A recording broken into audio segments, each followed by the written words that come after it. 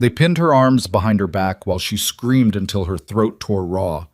Her own brothers. Men who had eaten at her table, slept under the roof she patched with her own hands every spring. Wade grabbed her left wrist and Curtis took the right, and they forced her down onto her knees on the kitchen floor she had scrubbed 1,000 times. And they held that pen against her fingers like she was nothing, like 20 years of blood and calluses and grief meant absolutely nothing at all. She screamed so loud the windows shook. And somewhere up in the dark of the Bitterroot Mountains, a man who had stopped believing in anything a long time ago heard her.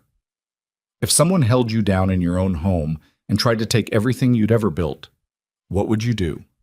Before we go any further, if stories like this move you, if they make your blood boil and your heart ache in the best possible way, hit that subscribe button right now and turn on your notifications. This channel exists for people who still believe that courage means something. Drop your city and country in the comments below. I want to see exactly how far this story travels. And stay with me until the very end, because what happens next will stay with you for a long time. The morning her father was buried, Evelyn Mercer didn't cry. Not because she wasn't broken. She was. She stood at the edge of that grave in the same worn dress she'd been wearing for 3 days straight, her hands still carrying the dirt from when she'd helped lower the pine box herself because the hired men hadn't shown up. And she wasn't about to ask her brothers for anything. She stood there, and she looked at the mound of dark Montana earth, and she thought, this is mine now. All of it. The responsibility, the debt, the cracked fence line on the north pasture, the leak above the barn door, the 2 mares that needed shoeing, the whole stubborn, beautiful, exhausting weight of it. Hers. Her father, Gerald Mercer, had spent the last 6 months of his life doing one thing with whatever energy he had left. He hadn't been fixing the ranch. He hadn't been settling old accounts. He had been sitting at that oak desk by the window, working with the county land office to make sure the deed to the Mercer Valley Ranch was written clearly, legally, and without room for argument, in one name only. Evelyn Ruth Mercer. Not Wade. Not Curtis. Evelyn. She had tried to talk him out of it toward the end, not because she didn't want the land. She wanted it more than she'd ever wanted anything in her life, but because she could already see the way her brothers looked at her whenever she walked into a room, like something that needed correcting. They'll make trouble, she told her father, holding his hand while the light through the window made him look smaller than she ever remembered him being. Let them, he said. And that was the last real conversation they had about it. That was in September.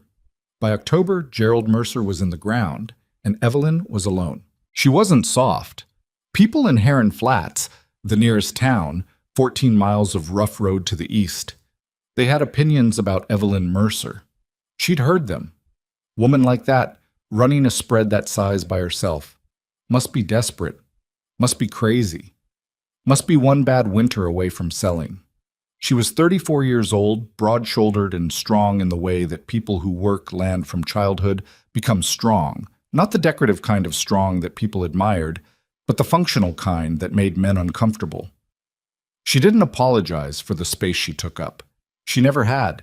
She hired 2 ranch hands, Bo Creddy, who was 61 and moved slow but knew cattle the way some men know scripture, and a young Crow man named Follows the River, who everyone called River, who could fix almost anything mechanical if you gave him enough time and left him alone to think. Between the 3 of them, they kept the ranch running through that first winter after Gerald died. It wasn't pretty. There were nights Evelyn sat at that same oak desk and added up numbers that didn't add up, and she stared at them until her eyes burned, and then she put the paper away and went to bed and got up before sunrise and did it again. She was making it work. Barely. But barely counts. Wade showed up in March. He drove up in a wagon she didn't recognize, with 2 men she'd never seen sitting in the back, and he climbed down with that loose-shouldered walk he'd always had, the kind of walk that said he expected the world to make room for him. He was 3 years older than Evelyn, thick through the chest, with a beard he'd grown longer since the funeral, and eyes the same pale gray as their father's, but none of the warmth. "Come to check on things," he said. Evelyn met him at the porch steps. She did not invite him inside. "Things are fine," she said. He looked past her at the barn, at the fence line, at everything with the slow, measuring look of a man pricing something for sale. House could use some work. Everything could use some work. That's what happens when you actually live somewhere. He looked at her then. Really looked at her. And she knew. She'd known since the will was read that this was not over. This was just the beginning of the not over. Curtis is coming next month, he said. I know, she said, though she hadn't. We're going to need to talk about the property situation. There's nothing to talk about, Wade. Papa's will was filed with the county. The property situation is settled. He smiled at her. It was the kind of smile that didn't reach anywhere. A lot can change, he said, and he climbed back up on that wagon and left without another word. That night she checked the lock on the front door for the first time in 2 years. Curtis arrived in April, and unlike Wade, Curtis didn't bother with pleasantries. He was the younger of her 2 brothers, 31, lean and restless in a way that had always made Evelyn think of a dog that hadn't been trained right. Not dangerous exactly, just always on the edge of doing something stupid. He rode in on a roan horse, and he stood in her kitchen, and he talked about fairness. He used that word a lot. Fairness. Like the 2 of them had been treated unfairly by a dying man who'd watched his sons do nothing for decades while his daughter held everything together. You didn't earn this more than we did, Curtis said. I didn't earn it more than you did, Evelyn said, keeping her voice flat and even. I just earned it. He left, too. But before he did, he picked up her father's old coffee mug from the shelf, the one Gerald had used every morning for 30 years, and he set it down somewhere else. Just moved it, an inch. Looked at her while he did it. She understood. This was how it was going to go. They came back in May, together this time, and they brought a man named Pruitt with them. Pruitt was thin and wore a suit that was wrong for Montana in every possible way. Cut for a city, pressed too sharp, shoes that had never touched real dirt. He carried a leather satchel, and he had the particular kind of bland confidence that belongs to men who make their living explaining to people that they don't own what they think they own. Mr. Pruitt's a lawyer, Wade said, standing in her front room like he'd already redecorated it in his mind. I can see that, Evelyn said. Pruitt opened his satchel. Miss Mercer, there are some questions about the circumstances under which the will was executed. Get out of my house, Evelyn said. There was a pause. Pruitt looked at Wade, Wade looked at Evelyn. Now, she said. They left. But Pruitt left a card on her table. She tore it in half and threw it in the fireplace. 2 weeks later, Beau Creddy didn't show up for morning work. She found him in town that afternoon, looking embarrassed and not meeting her eyes. Someone had offered him twice what she was paying him. He wouldn't say who. She knew. River stayed. He didn't say why. He just showed up the next morning, same as always, and got to work. And she was so relieved she had to turn away so he wouldn't see her face. The summer ground her down in ways she hadn't expected. The legal letters started coming, challenges to the will, questions about her father's mental competency in his final months, suggestions that the deed transfer had been improperly recorded. She drove to Heron Flats, and she sat across from the county clerk, a woman named Mrs. Abbott, who had known Gerald Mercer since before Evelyn was born. And Mrs. Abbott looked at the documents and looked at Evelyn and said, very quietly, "This is going to cost you money to fight." "I know," Evelyn said, "money you probably don't have." "I know that too." Mrs. Abbott set down her pen. "Your brothers hired Pruitt from a firm out of Missoula. They're not small." "No," Evelyn said, "they're not small. But the deed is clean. Papa made sure of it." "A clean deed can still be buried in paper long enough to—" Mrs. Abbott stopped herself. "I'm just saying, be careful." Evelyn drove home in the dark and sat at her father's desk and didn't sleep.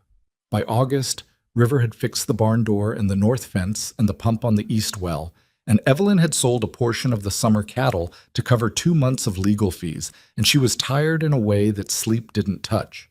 Not the tired that comes from work. She'd lived with that her whole life. The tired that comes from fighting the same battle every single day without knowing if there's any ground being gained. And then September came, and everything broke at once. She had sent River to town for supplies on a Thursday morning. She was alone on the property. She told herself later that this was why they waited. They'd been watching, tracking her schedule, waiting for River to be gone. She told herself that because the alternative was that it was just coincidence, and somehow coincidence felt worse. She was in the kitchen when she heard the horses. 3 of them. She went to the window and she looked out and she saw Wade and Curtis riding in. And there were 2 more men with them that she didn't recognize. Big men. Not ranch hands. The kind of men you hired for the specific purpose of making someone afraid. She did not go to the door. She went to the back of the house, to the small room off the kitchen where her father had kept his papers, and on the shelf above his old army crate, she reached for the rifle. It was gone. She stood there for 1 full second, staring at the empty shelf, and she thought, when? When had someone... And then she heard the front door open, and she understood that Wade hadn't come to talk this time. He'd come prepared. She turned and walked back into the kitchen because running had never once been in her nature, and she wasn't going to start now. Wade came through the front, and Curtis came through the back. They'd split up before entering, which told her they'd planned this out, which told her exactly how far past conversation they were willing to go. "Where's the Indian?" Wade said. He didn't mean it as a question. He just wanted her to know that they knew River was gone. "You need to leave," Evelyn said. Her voice was steady. She was proud of that later. In the moment, she was terrified, but her voice stayed steady. "We need you to sign something," Curtis said. He was holding a folded set of papers, legal papers, or something made to look like them. "Deed transfer, all legal. You sign it, we leave. Nobody gets hurt." "I'm not signing anything." "Evelyn," Wade started, "I'm not signing a single word of that, and you both know it won't hold if I did, so whatever you think you're going to accomplish tonight..." Wade moved first. He grabbed her arm, hard enough that she felt it in her shoulder socket, and he spun her around, and Curtis was there catching her other arm from behind, and for a moment she couldn't process it. Her own brothers were doing this. And then the shock cracked apart, and she fought. She fought with everything she had. She drove her heel back into Curtis's shin, and she twisted, and she got one arm almost free, and Wade slapped her, open-handed, hard enough to knock her sideways into the kitchen table, and the table scraped and a cup fell and shattered on the floor. She got her balance back. Her face was burning. She looked at Wade. "You hit me," she said. The words came out quiet, almost wondering. He looked for just 1 second, like he might feel something about that. Then his jaw set. "Sign the paper, Evelyn." "No." He grabbed her again. Both of them together this time, forcing her down, and she screamed. Not a scream of fear, exactly. It was bigger than that. It was everything. It was rage and grief, and 20 years of holding this land while her brothers held nothing, and it came out of her like something that had been building for a long time. And it bounced off the walls, and it went through the windows, and it went out into the night air of the Bitterroot Valley, and it rose and rose and rose into the mountain dark. Curtis shoved the pen into her fingers.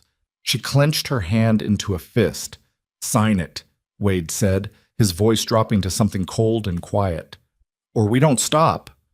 The pen was being forced between her fingers. Her arm was being bent back.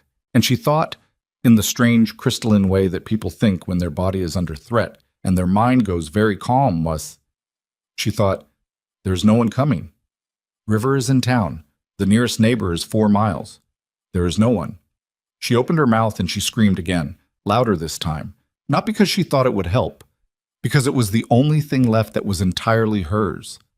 Up in the black timber of the high country, where the storm had been building since mid-afternoon, where the wind moved through the pines with a sound like water running over stone, a man who had not spoken to another human being in 11 days lifted his head. He had been asleep or close to it, wrapped in an elk hide in the lean-to he'd built against a granite outcropping at 7,000 feet. He had a fire that had burned down to coals, and a half-eaten meal beside him, and he had been, for the first time in a long while, almost peaceful. He heard it on the second scream. He lay still for exactly 3 seconds. Old habit. You hear something in the mountains, you don't move until you know what it is. Then he heard it again, and there was no question what it was, and there was no question what it meant. And Silas Boone sat up and reached for his coat and his rifle and his boots in that order, and he did not stop moving after that. Silas Boone had not run in years. Not because his legs couldn't carry him. He was 46 years old and lean and hard, in the way that men who live outside become hard, not from vanity, but from necessity, but because running in the mountains at night was how people died. You ran, you missed a route, you went down a slope sideways, and nobody found you until spring. He knew men it had happened to.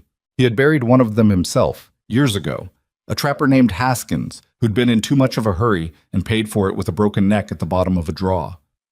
So Silas did not run. He moved fast, the way he moved through timber when he was tracking, low and deliberate, and reading every foot of ground before he put his weight on it. But inside his chest something was hammering, and it wasn't exertion. He knew that sound, the particular quality of a human scream in open country, the way it carries differently than animal noise, the way it cuts. He had heard it twice before in his life, and both times it had meant the same thing. Someone was hurting someone. The light from the ranch house was visible from the tree line. He had known that house was there. He had seen the smoke from it on clear mornings for the past 2 weeks without thinking much about it. Someone spread down in the valley. Not his concern. He had made a quiet, deliberate practice out of other people's lives not being his concern. He came out of the timber at the edge of the yard and stopped. Through the kitchen window he could see movement. 2 shapes, maybe 3, struggling. He heard a sound that wasn't quite a word, more like something being forced out of someone who was trying not to make noise anymore because making noise hadn't helped. He didn't knock. He hit the front door with his shoulder at a walking pace, and the latch gave and the door swung open hard enough to bang against the interior wall, and he was inside. What he saw: 2 men holding a woman down against the kitchen table, her arm twisted up behind her back at an angle that made his teeth clench, a pen being pressed into her fingers, paper spread across the wood. 2 other men standing near the back door, and they turned at the sound of him coming in, and everyone in the room went still for just a moment. That quarter second of stillness that happens when something unexpected enters a situation. Silas used the quarter second. He crossed the kitchen in 4 steps, and he took the man holding the woman's right arm, the bigger one, the one who'd been pressing the pen, by the collar and the belt, and he used the man's own weight and momentum and put him through the kitchen chairs. The chairs went in 3 directions. The man went down hard and didn't get up quickly. The other one, younger, leaner, let go of the woman and swung at Silas. It was a decent swing, had some force behind it. It caught Silas on the cheekbone and rocked his head sideways, and he tasted copper. And then he grabbed the swinging arm at the wrist, and he put his other hand in the center of the man's chest, and he shoved, and the man hit the kitchen counter and slid down it. The 2 men at the back door were moving now. Silas had his rifle slung on his back. No time for it. He picked up the cast-iron skillet from the stovetop. It was heavy and cold, and he swung it in a short arc that caught the first man across the forearm when the man tried to grab him, and the crack was loud enough that Evelyn, still bent over the table catching her breath, flinched at the sound of it. The 4th man stopped. He was one of the hired ones. She could tell by the way he'd been hanging back, letting the brothers do the talking, waiting to be told what to do. He looked at Silas. He looked at the skillet. He looked at his employer's older brother getting to his feet slowly and holding his ribs like something had shifted in there. "I ain't paid enough for this," he said, and he went out the back door. The second hired man followed without saying anything at all. Wade Mercer stood up slowly. He was holding his side. His face had gone a particular shade of red that wasn't embarrassment. It was the color that came right before a man made a very bad decision. He looked at Silas the way men look at things they intend to destroy when they have more time. "You don't know what you walked into," Wade said. "I know exactly what I walked into," Silas said. His voice was even. Not performing calms. He was just calm. The kind of calm that comes from having been in enough bad rooms to stop spending energy on fear. "This is a family matter." "Family matter." Silas said it back like he was checking the weight of the words. "She related to you?" Wade's jaw worked. "She's my sister." "Then you ought to be ashamed of yourself." He said it without heat, without drama, the way someone states a fact about weather. "Get your brother and get out." Curtis was on his feet by then, standing near the window, and he had a knife in his hand. Not pulling it exactly, more like letting Silas see it. Young man's move.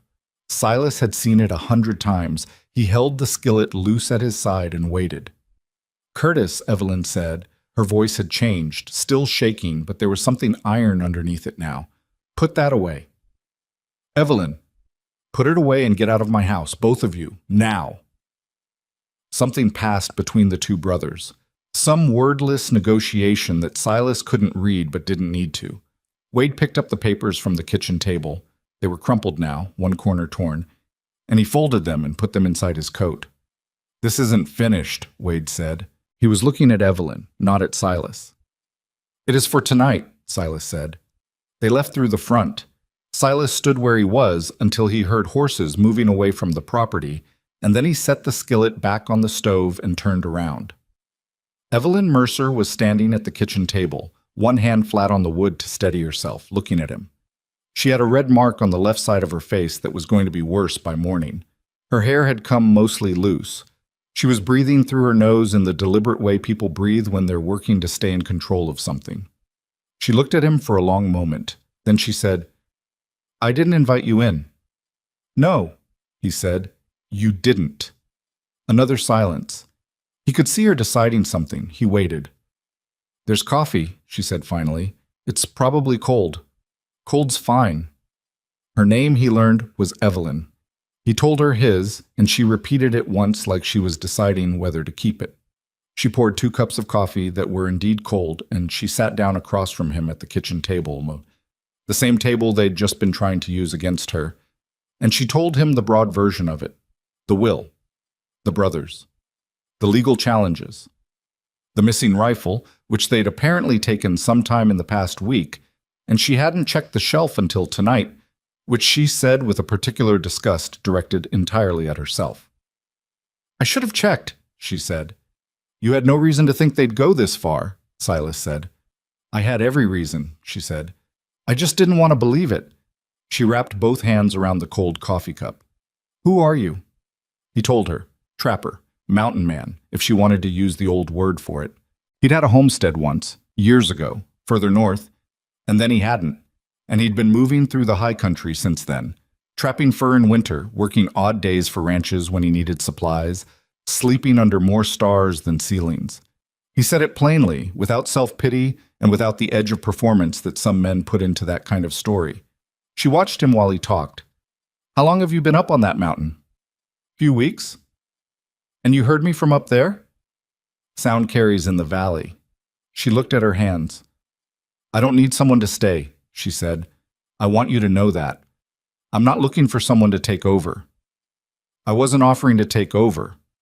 I've got a ranch hand named River who'll be back from town by morning. We can manage." "All right." She looked up at him.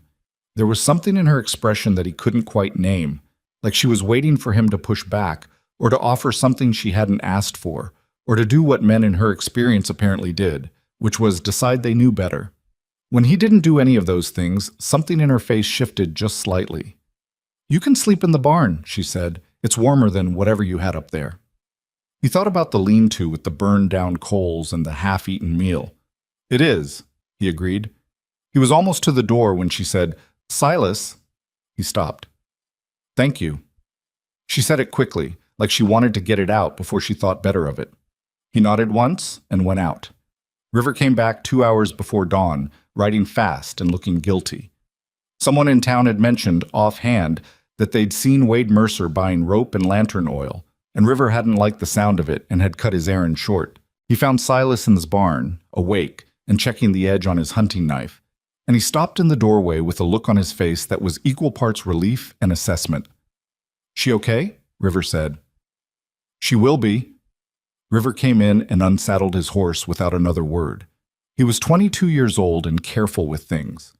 His movements, his words, his judgments. After a few minutes he said, "You staying?" "One night," Silas said. River absorbed that. "She'll say she doesn't need anyone." "She said that already." "She does need someone, though." He said it without sentiment, just as a factual observation about the situation. "Not to do it for her, just to be another set of eyes." Silas looked at the knife in his hand. "I know."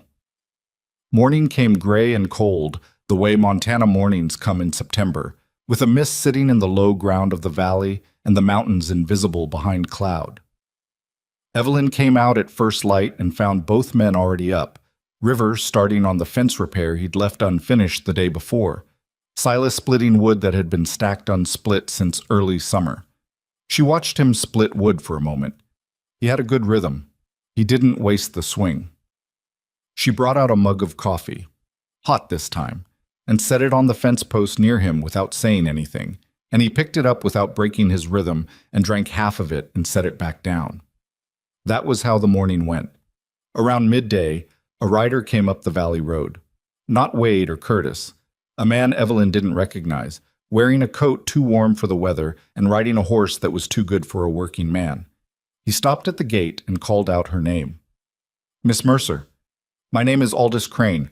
I represent Meridian Continental Capital out of Chicago. I wonder if I might have a few minutes of your time." Evelyn stood on the porch. Silas had stopped splitting wood and was standing still, watching. River had put down his tools and drifted about 10 feet to the left, which put him at a different angle from the rider without being obvious about it. "What does a Chicago firm want with me?" Evelyn said. Crane swung down from his horse with the ease of a man used to making dismounts look casual. He was maybe 50, with the kind of face that was always almost smiling. He came to the gate but didn't open it, waited to be invited, which Evelyn noted and did not acknowledge by inviting him. Meridian Continental has significant interests in the development of rail infrastructure in the Western Territories, Crane said. He said it the way someone says a sentence they've said so many times it has lost all its texture. "We've recently conducted surveys of several valley corridors in this region." He paused, "including this one." Evelyn felt something shift in her stomach. Not surprise exactly, more like the feeling of a suspicion becoming a certainty. "The Bitterroot Valley," Crane continued, "represents an exceptionally favorable route for a proposed rail extension that would connect—" "How much?" Evelyn said. Crane smiled. The almost smile became an actual one, brief and professional. He named a figure. It was a lot of money. More than the ranch had made in 5 years combined. More than she owed in legal fees 3 times over. She didn't react. She had her mother's face when she needed it, still and unreadable. "And if I decline?" "That would be your right, of course," Crane said. "Though I should be transparent with you. We have already entered into preliminary discussions with other stakeholders who may have interests in the property." She looked at him. "My brothers." He didn't confirm it or deny it. He just held that almost smile. "Get off my land," Evelyn said, "and tell whoever sent you that this property isn't for sale." Crane reached into his coat and produced a card which he set on top of the fence post. "The offer has a timeline," he said. "I'd encourage you to think carefully." He remounted his horse with the same practiced ease and rode back down the valley road without hurrying. Evelyn stood on the porch for a long moment after he was gone. "Railroad," River said from where he was standing. "Railroad," she said. She turned and went inside. Silas picked up Crane's card from the fence post, looked at it, and followed her in. She was standing at the kitchen window, watching the road where Crane had disappeared. When Silas came in, she didn't turn around. "That's why," she said. "That's why they're pushing now. They already knew about the railroad. Someone told them. Maybe they already made a deal with this Crane person, and the only thing in the way is the deed." "How long do you think they've known?" Silas said. She turned from the window then. Her face had moved past the still unreadable place into something harder. "Long enough to challenge the will, long enough to hire Pruitt and run up my legal bills, long enough to—" She stopped. "They weren't desperate. They were just running out the clock, waiting for me to give up or go broke." She said it with a particular exhaustion. Not despair, but the specific fatigue of understanding something you'd already suspected and had hoped wasn't true. Silas put Crane's card on the table. "This firm, Meridian Continental, if they want this valley for a rail corridor, they'll find other ways to get it if your brothers fail." "I know that." "Which means last night wasn't the worst of it." She met his eyes. There was a beat of silence. Outside, River had gone back to work, the sound of his hammer carrying through the window. "How many men do you think they can hire?" she said. "Crane didn't come out here to pay what you're worth," Silas said. He came to find out how much trouble you'd be. And now he knows your trouble. He pulled out the chair across from her and sat down. Which means they'll stop trying to buy and start trying to break. How long do you think we have? He thought about it. Not the quick, reassuring kind of thinking, actual thinking, weighing what he'd seen and what he knew about the way men like Crane operated.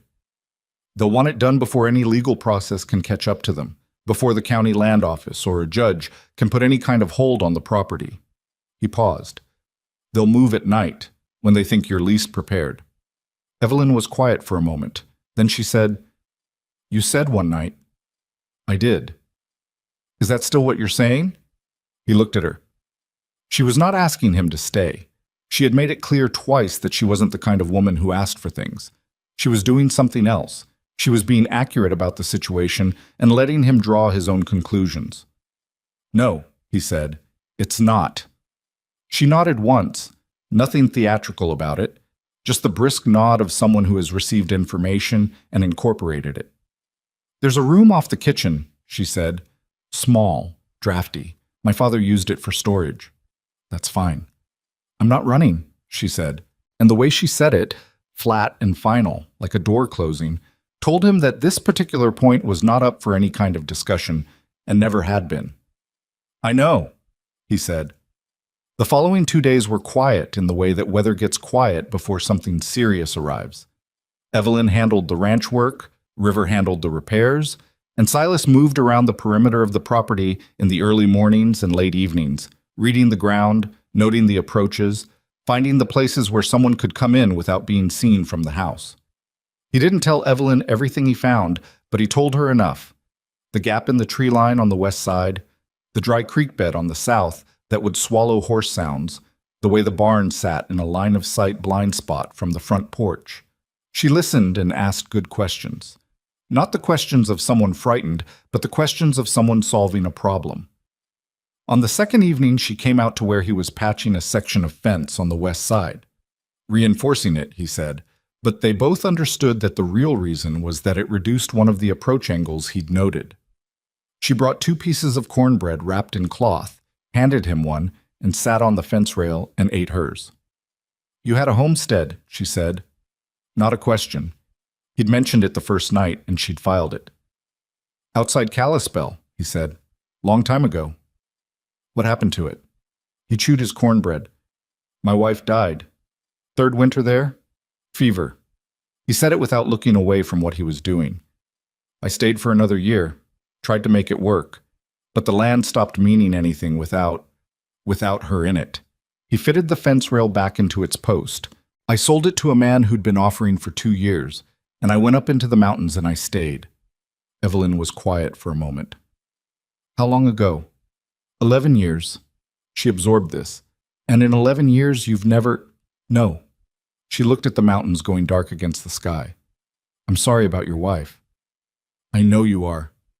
He said it the way you say something when you mean it exactly as stated, no hedging. They finished their cornbread in silence. It wasn't uncomfortable silence. It was the kind of silence that builds between people who have both been alone a long time and have stopped trying to fill quiet with noise. That was the second evening. The third night, they came. Evelyn was the one who heard them first, which didn't surprise Silas later when he thought about it. She'd been sleeping light since September started, her ears tuned to this property the way they'd been tuned to it for 20 years. She came to the door of the storage room and knocked twice, the signal they'd agreed on, and by the time Silas was on his feet and had his rifle, she was already at the front window, 2 fingers pulling the curtain back by the smallest possible margin. 6 riders, coming down the road without lanterns. The moon was behind cloud, but there was enough ambient light from the storm building in the west to see shapes, and the shapes were unmistakable. 6, she said, quiet. "I see them." He was already moving to the back of the house, to the window that faced the barn, checking that approach. Nothing there yet. They were all coming from the road, which meant they were betting on speed and number rather than strategy. Hired men often did. River's light was on in the barn loft. He slept up there by choice, had since his first week. Silas made a decision. "Can he handle a rifle?" he asked Evelyn. "River can handle anything with moving parts," she said. Then we need to get him a signal. She crossed to the fireplace and moved the damper. It made a sound, a particular metallic scrape that was different from the wind. 3 times. Pause. 2 times. River's signal, she told him. They'd worked it out years ago for bad weather. 30 seconds later, the barn light went out. The riders stopped about 200 yards from the house. They sat there on their horses in the dark and did not move. It was a particular kind of move, letting the waiting do some of the work, letting whoever was inside imagine what was coming. Silas had seen it done before, and it had the effect intended on most people. Evelyn was not most people. She went to the kitchen and came back with her father's second rifle. The one she'd found in the bottom of the army crate 2 days ago, the one her brothers hadn't known about. And she checked the load with the practiced economy of someone who had handled firearms since childhood. "How do you want to do this?" she said. Silas looked at the riders in the dark. He thought about the angles, the barn, the tree line on the west, the dry creek bed on the south. He thought about River in the dark loft. He thought about the storm coming from the west and what that would do to visibility in the next hour. "We make them know this isn't going to be easy," he said. "Sometimes that's enough." "And if it isn't?" He looked at her. "Then we do what we have to do." One of the riders separated from the group and came forward slowly, stopping about 50 yards out. A voice came across the yard. Not Wade or Curtis, a different voice, one Evelyn didn't recognize, hired man doing the talking. "We're just here to pick up a signed document," the voice called. "Nobody needs to get hurt." "Nobody does," Evelyn called back through the window, raising her voice without opening the door. "Ride back the way you came. Document's not here." A pause. The rider didn't move. "Ma'am, Mr. Crane has authorized certain actions if the property transfer can't be completed through—" "You tell Crane," Evelyn said, "that the next person who rides onto this property without my invitation is going to have a very bad night." Another pause. The rider turned his horse and went back to the group. There was a conference. Silas could see the movement of shapes, heads leaning together. Then they spread out. 3 went left, 2 went right, 1 stayed on the road. Standard approach pattern for a forced entry. Surround, split the defense's attention, hit multiple points at once. "West Gap," Silas said quietly. "That's where they'll push hardest." He was already moving for the door. "Silas," Evelyn started. "River has the barn," he said. "You have the front. I'll take the west." And before she could agree or argue or say anything else at all, he was out the back door and moving into the dark, and the first crack of lightning from the incoming storm split the sky over the Bitterroot Mountains, and the night opened up. The lightning came again before Silas had crossed half the yard, and in the white-blue second of it, he could see the 3 riders on the west side pulling up near the gap in the fence line he'd noted 2 days ago. The same gap he'd reinforced, though not enough, not for horses. And they were moving with the particular unhurried confidence of men who believed numbers made them safe. He reached the corner of the barn and pressed his back against the wood and listened. Behind him, inside, he could hear nothing, which meant Evelyn was holding still and holding quiet. Good. The front rider on the road hadn't moved. He was the anchor, the one who'd call retreat or signal the push depending on how things developed. Silas filed that away. The 3 on the west came through the gap single file, which was what he'd been counting on. The reinforced section forced them to funnel, and funnel meant 1 at a time, and 1 at a time was manageable in a way that 3 abreast was not. The first rider came through, and Silas let him get 4 steps past the fence before he stepped out of the barn shadow and put the rifle muzzle 2 feet from the man's left ear. "Get down," Silas said. The man got down. He was maybe 30, with a face that in the lightning flash looked more scared than mean. Hired work, not a believer in the cause. "Your horse," Silas said. "Slap it and send it back through the gap." The man did. The horse trotted back toward the fence, and the 2 riders still coming through pulled up short when their companion's horse came back riderless. "Who's in there?" one of them called. The man on the ground looked at Silas. Silas shook his head once. "Don't know," the man on the ground said. His voice had a specific quality to it, the quality of someone who has just recalculated what a job is worth and found it wanting. From inside the house, Evelyn's rifle spoke once. Not at anyone. Silas recognized it as a warning shot, fired high, the way you fire to tell people the conversation is over. One of the two men still at the gap turned his horse around immediately. The other hesitated, and then from the barn loft came River's voice, sharp and clear. "I see you," River said. "Both of you, and I don't miss." The second man turned his horse. The one on the ground said quietly, "Can I go?" "Leave the rifle," Silas said. The man unbuckled his rifle scabbard from his belt and set it on the ground and walked back through the gap without his horse and without looking back. That was the west approach. On the south side, where the dry creek bed ran, the other two riders had come in quieter and smarter. No horses, having tied them back in the timber, moving on foot along the creek bed the way Silas had feared someone would if they'd scouted the property. He hadn't told Evelyn about the creek bed approach because he hadn't wanted to add to what she was already carrying, and now he was on the wrong side of the barn and couldn't cover it. He heard the back door of the house open, and then nothing.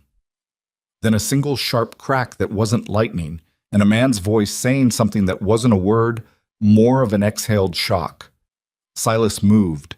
He came around the back of the house at a run, the first time he'd run all night, and what he found was one man sitting on the ground holding his knee, not shot, but struck, and Evelyn standing over him with the stock end of her rifle pointed at him in a way that suggested she had just introduced the butt of it to the man's leg with considerable force. And the second man from the creek approached standing 6 feet away with his hands raised to his shoulders. "House is clear," Evelyn said, without looking away from the man on the ground. Her voice was entirely level. "South side?" Silas said. "Handled," she said. He looked at her. There was a cut above her left eyebrow, new from the past few minutes, though she didn't seem to have noticed it yet. Her hair was fully loose now. She was breathing hard, but her hands were not shaking. The man on the ground tried to get up, and she pressed the rifle stock against his shoulder. "No," she said. Just the word. He stopped. "That leaves the front," Silas said. He went back through the house and to the front window. The rider on the road was still there, and he was watching the dark of the property, and he had not moved, and there was something in the stillness of him that Silas didn't like. Not the stillness of someone waiting to see how things developed. The stillness of someone who had already decided what to do next. The storm was fully here now, wind driving hard from the west, rain beginning to come in sideways sheets, the kind of rain that turns Montana September into something that feels more like November. The lightning was constant enough now to give irregular light, and the thunder that followed rolled through the valley like something structural shifting. The rider on the road reached into his coat. Silas was through the front door before the thought was fully formed. He came off the porch at an angle, not straight at the rider, cutting across the yard so the man would have to turn to track him. And when he heard the sound of a gun coming up, he dropped into a roll that he felt in every joint he owned and came up on one knee with the rifle and said, loud enough to cut through the rain, "Don't." The rider froze. In the next lightning flash, Silas could see the man's face clearly. It was not one of the anonymous hired men. It was Curtis Mercer. Curtis had a revolver halfway out of its holster. He was wet and he looked frightened in a way that the hired men had not. Not the fear of someone who has measured the situation and found it unfavorable, but the jagged, reactive fear of someone who had convinced himself right up until this moment that things would go differently and was now confronted with the fact that they hadn't. "It's over, Curtis," Silas said. "Wade isn't here," Silas said. "It's just you, and you're out in the rain, and your men are gone." He paused. "Put the gun away." Curtis's hand was shaking, not from cold. "That land isn't yours," Silas said. "Was never yours." "You don't understand what's at stake," Curtis said. His voice had a quality in it that Silas hadn't expected. Not rage, not calculation. Something almost like desperation that had been living underneath the greed all along. "If Evelyn doesn't sell, Crane's people are going to take it anyway. You understand that? They always get what they want in the end. Always. We were just trying to get something out of it before you made it easy for them," Silas said. Curtis's mouth closed. "Your sister has fought for that land for 20 years, Silas said, still on one knee in the rain, rifle still up. And you were going to hand it to a Chicago firm for your piece of the sale price. He said it without anger. He was past anger. He was in that place beyond it that was quieter and heavier. I don't know how you live with that, but you need to put the gun away right now, or I promise you this gets worse. For a long moment, nothing moved except the rain. Then Curtis put the gun back in the holster. He sat on his horse in the rain, and he looked like something that had been held up by a particular belief for a long time and had just watched the belief collapse. Go, Silas said, and tell Wade it's done. Curtis turned his horse and rode. Silas stayed on one knee for a moment after the sound of the horse had been swallowed by the storm. His right knee was on fire from the roll, and there was something wrong with the shoulder he'd led with coming off the porch. Not broken, he didn't think, but strained badly enough that lifting the rifle again was going to be a project. He stayed there in the rain and breathed and did a quiet inventory of everything that hurt, which was extensive. Then he got up and went back inside. Evelyn had the two men from the south approach sitting on the kitchen floor, the one with the injured knee and the one who'd surrendered, and River had come in from the barn and was standing near the back door with his rifle across his arms, watching them with an expression that could not be read as anything other than certain. The 3 West Side riders were accounted for, gone, 2 without horses. The 2 hired men from the first night at the house had never come back, 6 in total. All of them gone or sitting on her kitchen floor. Silas came in through the front door, and Evelyn looked at him and immediately looked at his shoulder and said, "What happened?"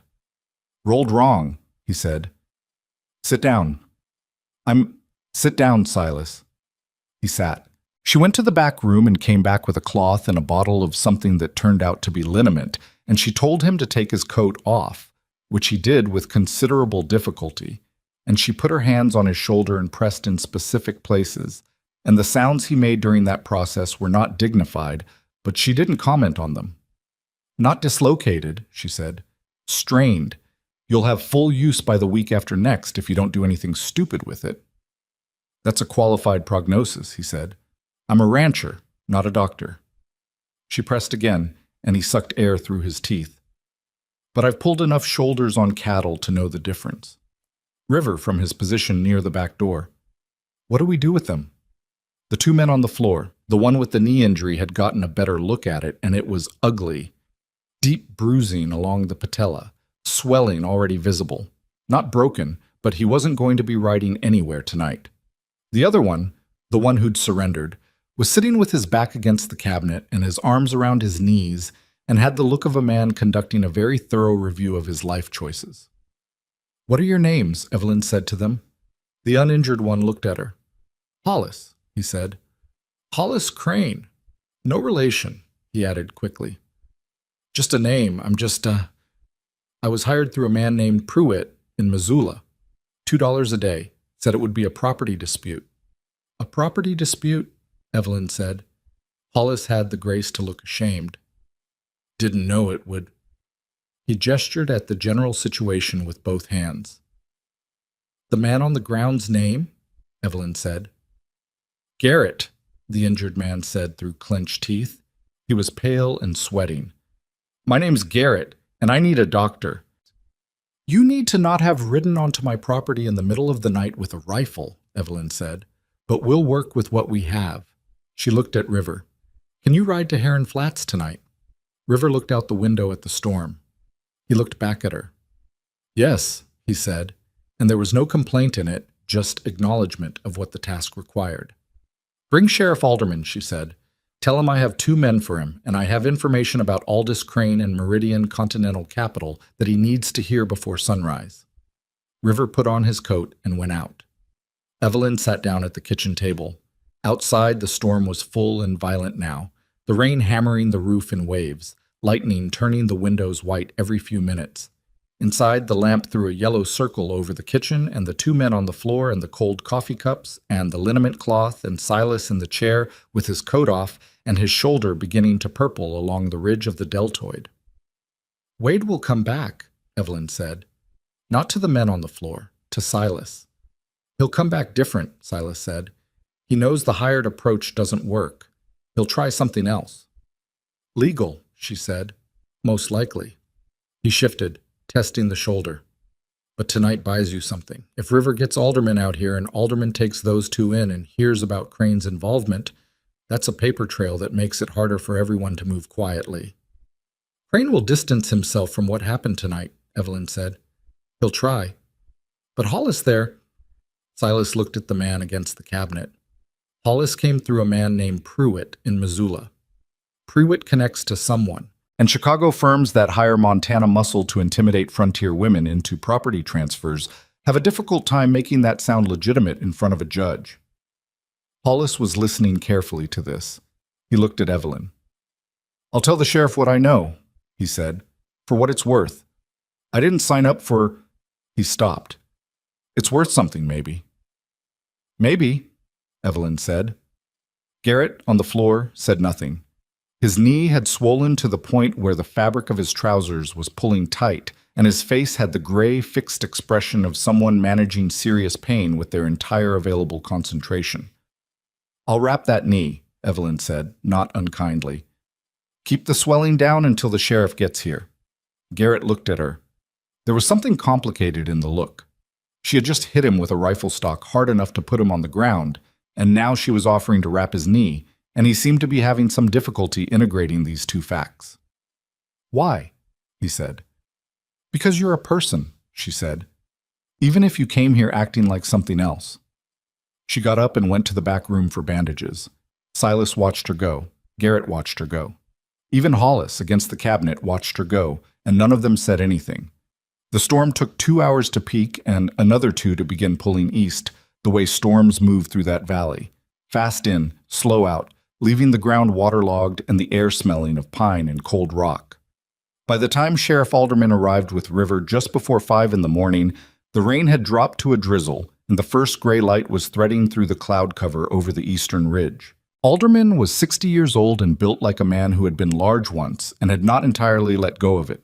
He came in the front door with his hat in his hand and water on his coat, and took in the scene.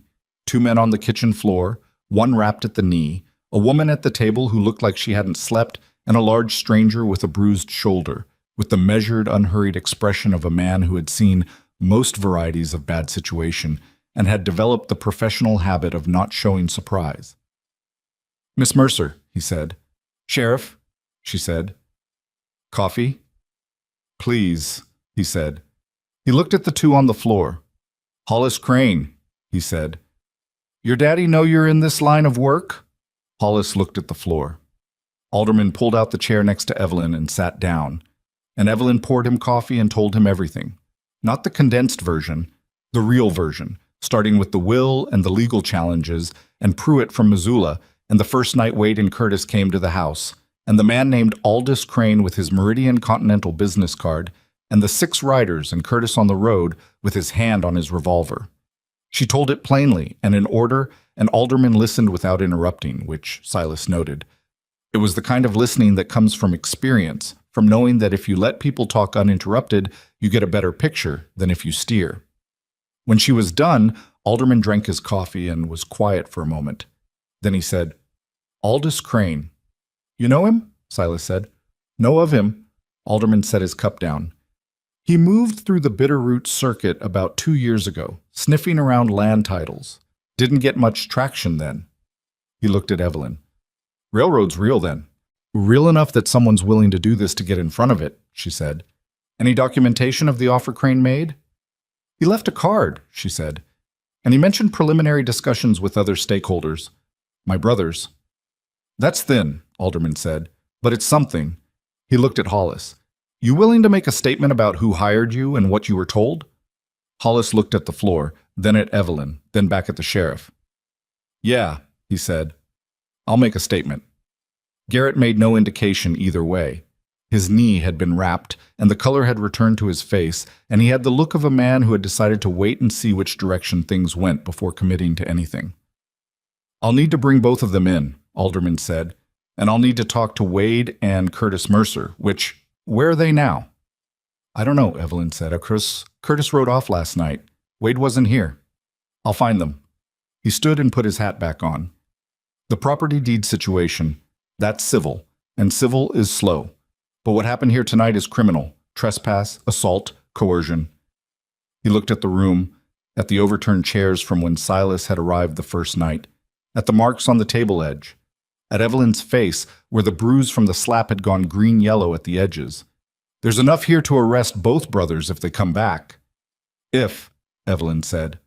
They'll come back, Alderman said. Men like that always do. But now we're ready. He looked at Silas with the appraising look that sheriffs develop for strangers. You're the trapper. Silas Boone. River told me on the ride in. He studied Silas for a moment. You staying on? It was the same question River had asked the first morning. Silas was aware that Evelyn, at the table with her coffee, was not looking at him, was conspicuously not looking at him, in the specific way that people don't look at things they're paying attention to. For now, Silas said. Alderman nodded. He helped Garrett off the floor, needed 2 hands to do it, and didn't complain about either hand.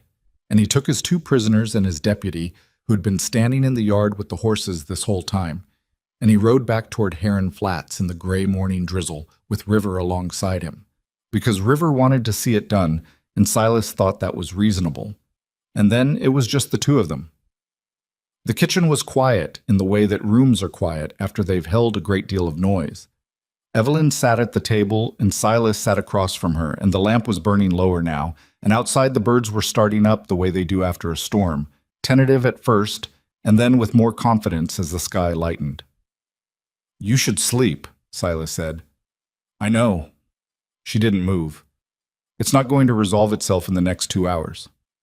I know that too. She turned the coffee cup in her hands. Wade knows now that the direct approach doesn't work. And Crane knows. So they'll regroup. She looked at the window, where the drizzle was making slow lines down the glass. Crane has money.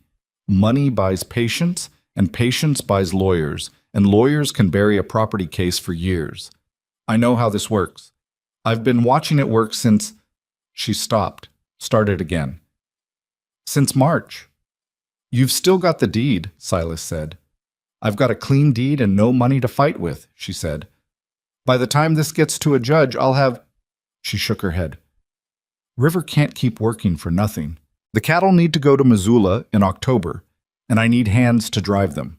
I've got legal bills, and the pump on the east well is going to need replacing before winter, and every month I'm fighting Pruitt in court is a month I'm not running this place properly. She said it without self-pity, the way you state a problem that needs solving, not a wound that needs tending. What if the court case didn't drag? Silas said. She looked at him. What do you mean? Hollis and his statement connect Pruitt in Missoula to whoever hired him. Pruitt connects to Crane.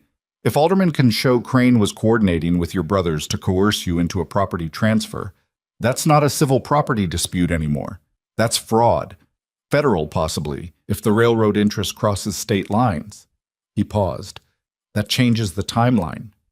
She was very still for a moment. Then, you know a lot about this for a man who lives on a mountain. I was a lawyer, he said. Before. The silence that followed had a different quality than the silences they'd had before. She was looking at him in a way that said she was revising something she'd thought she already understood. You were a lawyer, she said. In St. Louis. Long time ago. And then your wife died and you went to Montana and became a trapper. That's about the size of it. She held his eyes for a moment, then she said, Can you write a brief? The kind that would make the federal angle clear to someone like Alderman? I can write it, he said. I'm not licensed in this territory, but Alderman doesn't need a licensed attorney to point him at federal statutes. He needs the argument. He can take it to a federal judge in Helena himself. She was quiet again. Outside, a meadowlark was singing somewhere, ridiculous and bright, as if the storm had never happened. Is that why you stayed? She said. Because you knew you could help with the legal side? He thought about how to answer that. The honest answer was complicated. He had stayed because she had asked him to stay, and something in the asking, the directness of it, the specific way she'd framed it as partnership rather than rescue, had reached through 11 years of deliberate solitude and found something he'd thought was gone. That's part of it, he said. She accepted this without pressing it. That was one of the things about her. She didn't pull at edges she didn't need to pull at. He had noticed it from the first night, and it had not stopped striking him as unusual. Get some sleep, he said. I'll start on the brief this morning. There's paper in my father's desk, she said, and ink. The pen's the one they tried to... She stopped. Just the one pen. Use it for something better. She got up and went to her room, and Silas sat alone in the kitchen while the lamp burned down and the light outside grew, and the meadowlark kept singing in whatever patch of drowned grass it had decided was home, and he pulled his coat on carefully over the bad shoulder and went to find Gerald Mercer's pen. The desk was in the front room, oak, solid, with a crack along the left side that had been repaired with a square of tin tacked down with small nails. The pen was exactly where she'd said. He sat down and pulled a sheet of paper from the drawer and looked at it for a moment. He had not written a legal argument in 11 years. He was not certain he could still do it. He sat with the pen in his hand and thought about the structure of it. Federal statute, interstate commerce, land fraud, in the context of railroad development, coercion, and its relationship to the deed transfer attempt. And then, slowly, the way a language comes back when you stop trying to remember it and just let it surface, he began to write. He wrote for 3 hours without stopping. His shoulder ached with a low, persistent throb, and the lamp oil gave out after the first hour, and he worked by the growing morning light from the window. He crossed out and rewrote and crossed out again. It was not clean work. It was 11 years rusty work, argued by someone operating from memory of a legal education applied to a specific urgent situation. But it was sound. He was certain it was sound. River came back from town around 9 in the morning and found Silas at the desk and looked at the pages covered in careful script and said, "What's that?" "Argument for the federal angle," Silas said. "For aldermen." River looked at it for a long moment. He could not read English well. He'd told Silas this without embarrassment, the way he said most things. But he looked at the pages with a careful respect. "It'll help?" "If alderman takes it to the right judge," Silas said. "Yes." River nodded. He went to the kitchen and started coffee, and Silas heard him moving around in there, putting things back in order. Chairs righted, broken pieces cleared, cups washed. The sound of a house being put back together, deliberately, piece by piece. After a while, Evelyn came out of her room. She had slept 4 hours, which was less than she needed and more than she'd expected to manage. Her face was still marked from the days before. The bruise, the cut above the brow, the general drawn quality of a person who has been under sustained pressure. But she had her boots on and her hair pinned and her eyes were clear and focused. She looked at the pages on the desk. She looked at Silas. "Is it good?" she said.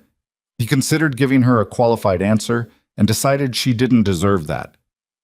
"Yes," he said. "It's good." She picked up the pages and read them, standing.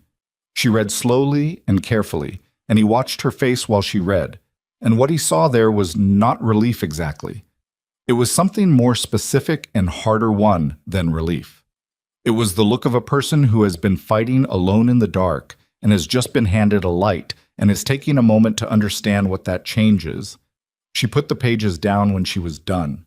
She looked at him. "This will work," she said. "It gives aldermen something to work with," Silas said. "Whether it works depends on a federal judge in Helena and the particular quality of Crane's paper trail." "But it's a real chance." "Yes," he said. "It's a real chance." She nodded. She went to the kitchen where River was pouring coffee. Silas heard her say something to River in a low voice, and heard River's brief answer, and then she came back with 2 cups and set one on the desk in front of him, the same way she'd set the hot coffee on the fence post 3 days ago. Without ceremony, without making it mean too much. He picked it up. He drank it.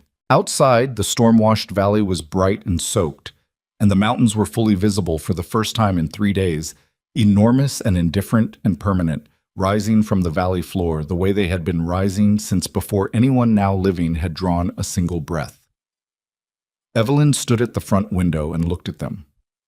Silas watched her look at them. "Wait'll come back," she said. Not a question, not a fear, just a statement of what was next. "He will," Silas agreed. "Then we'll be here," she said.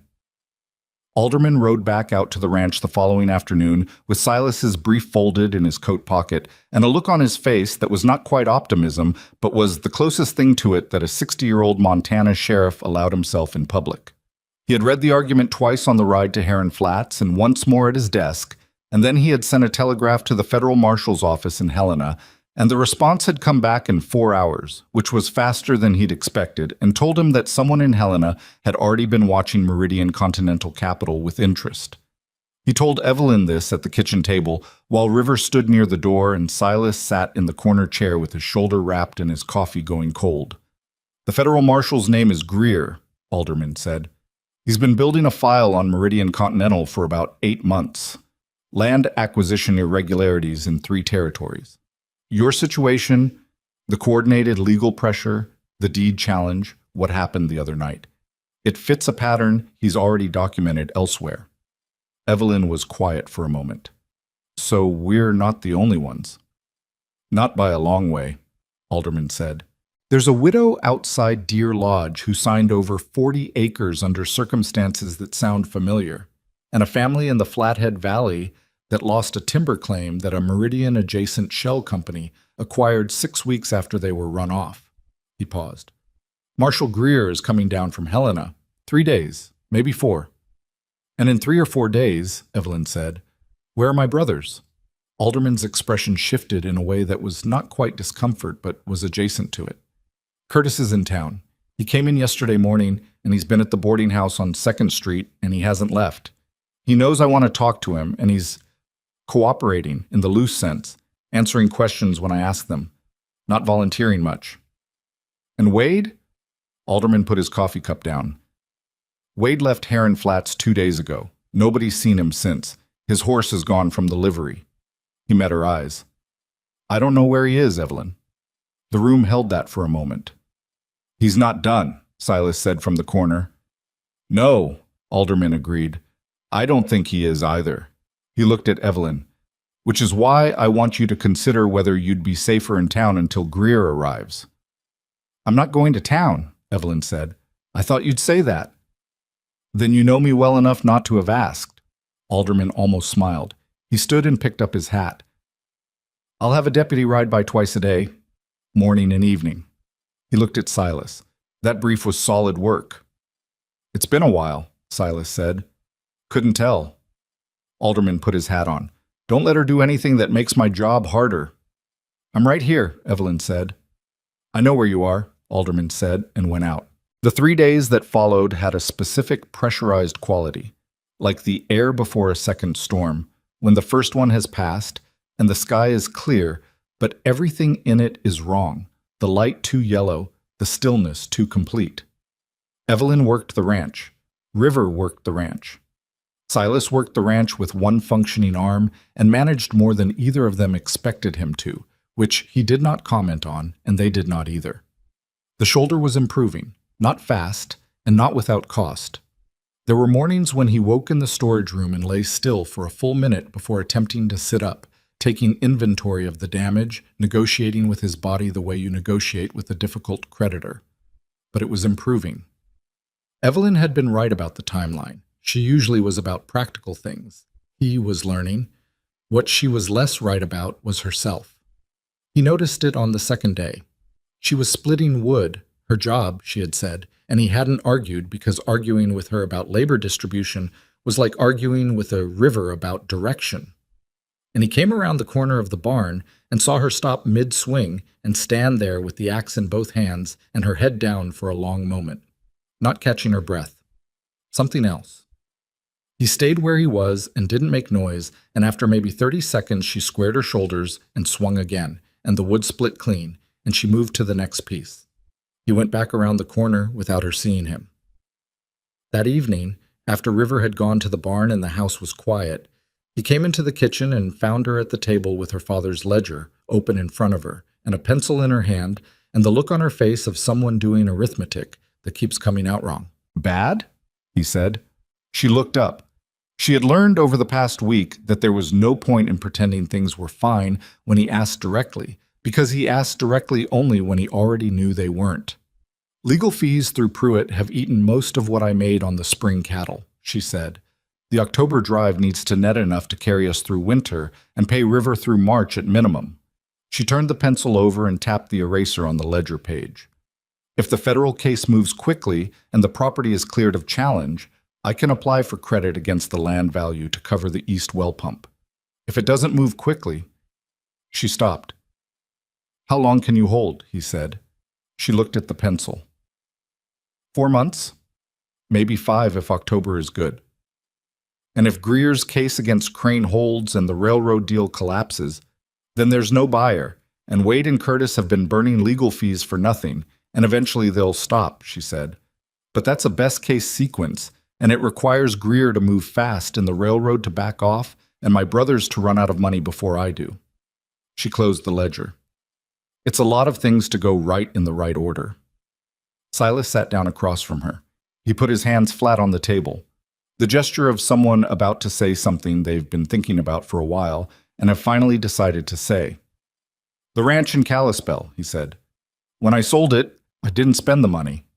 There wasn't much point in spending money when I was living in the mountains, and I had no one to spend it on." He paused. "It's sitting in a bank in Missoula, has been for 11 years. Evelyn looked at him very carefully. "Silas, it's enough to cover your legal fees and the pump and carry you through spring regardless of how the October drive goes." "No," she said.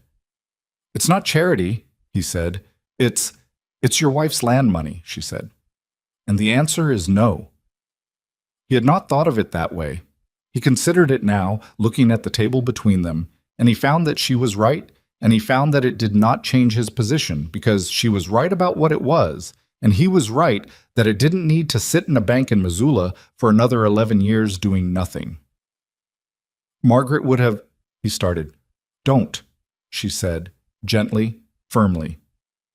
"Don't use her to make the argument. That's not fair to her or to me."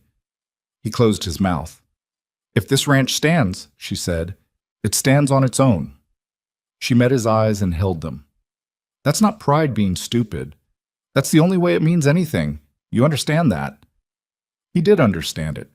He understood it because it was exactly the thing he would have said himself 11 years ago about a different piece of land, and he had not said it because he had been too broken to say anything, and the land had gone to someone else, and he had gone to the mountains.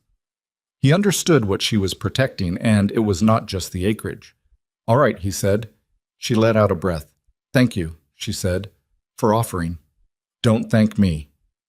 "I'll thank you if I want to," she said, and there was enough edge in it that he recognized it as the thing she did when she was managing something she didn't want to show. She pushed it sideways into sharpness, and it came out as something that sounded almost like humor. On the third day, Curtis came. Not with Wade, not with hired men, alone, on a roan horse that looked like it hadn't been cared for properly in a week, riding up the valley road in the early afternoon with his hat in his hand and no rifle visible and the posture of someone who has made a decision that has cost him something. Evelyn saw him coming from the window and stood very still for a moment. Then she went to the front door and opened it and stood on the porch and waited. Curtis came to the gate and stopped. He looked worse than the last time she'd seen him, soaked and pale on the road in the storm. He'd lost weight in his face that he hadn't had to lose, and there were shadows under his eyes that spoke of the particular exhaustion that comes not from work, but from the grinding inside of a man who cannot stop arguing with himself. "Evelyn," he said. She said nothing. She waited. He turned his hat in his hands. "I went to see Sheriff Alderman this morning, made a full statement, signed it." He swallowed. "About Pruitt, about Crane, about the night we came here." He stopped turning the hat. "I told him everything." She still said nothing. "It wasn't... I know it doesn't fix..." He stopped again. He had the manner of someone who had prepared words and found, in the actual moment, that the words were insufficient, and he knew it. "Wade was the one who got Crane involved. I want you to know that. He found out about the railroad survey through a man at the land office in Missoula, and he went to Crane himself. I didn't know until after the first time we came here." He looked at his hat. "I went along with it anyway. I know that." "Why?" Evelyn said. Just the word. He looked up at her. "Because he's my brother," he said, "and because I was angry. I'd been angry for a long time. He said it without trying to make it into an excuse. He said it like a fact he was reporting because accuracy mattered now, if nothing else did. Papa always, you were always the one He stopped, pressed his mouth together. I know it was my fault. The anger was mine. What I did with it was mine. I'm not blaming Papa. Evelyn was quiet for a long moment. She looked at her brother, this man she had known her entire life, who had sat at the same table and argued over the same fence lines and had their father's same pale gray eyes without any of the warmth. And she felt something that was not forgiveness, not yet, not close, but was in the same general territory. The territory of people who share a long history and cannot simply subtract from it no matter how much damage has been done. "Where's Wade?" she said. Something shifted in Curtis's face. "I don't know," he said. "I haven't seen him since the road." He paused. "I've been trying to find him." "Why?" "Because I think he's going to do something worse," Curtis said. "And I think he's going to do it soon, before the federal marshal gets here." He looked at her directly. "He knows about Greer. Alderman told me, and I think someone in town is feeding Wade information. I don't know who." Silas had come to stand behind Evelyn in the doorway at some point in the conversation without her noticing. She became aware of him when Curtis's eyes went to a point above her left shoulder. "What kind of something worse?" Silas said. Curtis looked at him. There was no animosity in it, which was different from before. "Wade doesn't think the way most people do about consequences," Curtis said. "He thinks about what he wants, and he thinks about what's in the way of what he wants. And right now what's in the way is the deed, and the deed is in the house."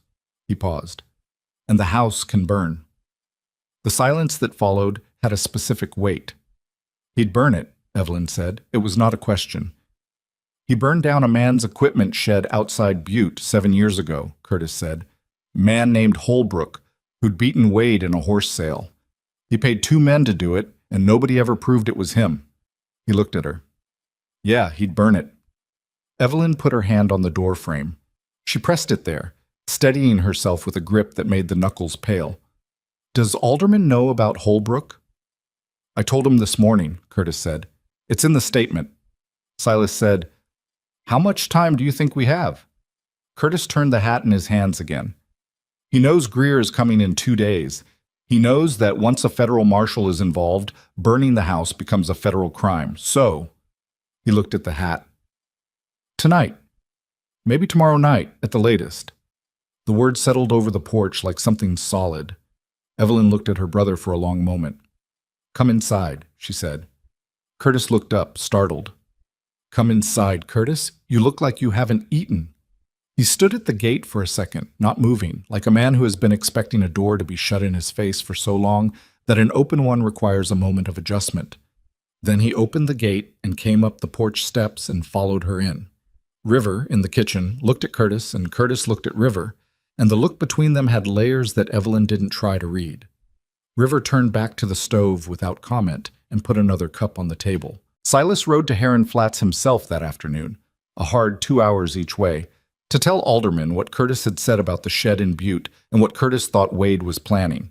He made it in under 2 hours because he pushed harder than his shoulder wanted him to, and by the time he got to Heron Flats, the shoulder had gone from a low, persistent throb to something more insistent that he addressed by not thinking about it. Alderman heard him out and sent a rider north and a rider east to look for Wade Mercer's movements, and he came back to the ranch himself that evening with a deputy named Chalk, who was young and quiet and carried his rifle the way people carry things they have long practice with and no romance about. So that night, there were 5 of them on the Mercer Ranch. Evelyn, Silas, River, Curtis, who slept in the front room on the floor near the door because Evelyn had offered it, and he had accepted without argument, understanding that it was offered in a spirit of practical necessity rather than reconciliation, and that the distinction mattered. Deputy Chalk took the barn loft, which River yielded without discussion. Alderman rode back to town because he had 2 other deputies in a jail with Hollis Crane inside it and a telegraph line to manage, and because the kind of waiting that might come tonight was better handled by fewer people doing specific things than by a crowd. Wade came at 3 in the morning. He came alone, which none of them had expected. And that was the first sign that something in him had moved past strategy into something raw. He came on foot, having left his horse somewhere in the tree line, and he carried two things, a rifle and a glass bottle stopped with a rag, and the rag was wet with coal oil. River saw him first, from the barn loft, a shape moving across the yard from the west, low and slow, and he gave the signal they'd agreed on, which was 3 taps on the barn wall with his rifle stock, spaced evenly. Inside the house, everyone was already awake. The waiting does that. It makes sleep a thing you intend to do rather than a thing that actually happens. Evelyn was at the front window. Silas was near the back. Curtis was on his feet in the front room, facing the door, and his face in the lamplight had a particular expression, not fear, not excitement, something that was almost grief, the look of a man watching a thing he knew was coming and had hoped wouldn't come and had known all along would.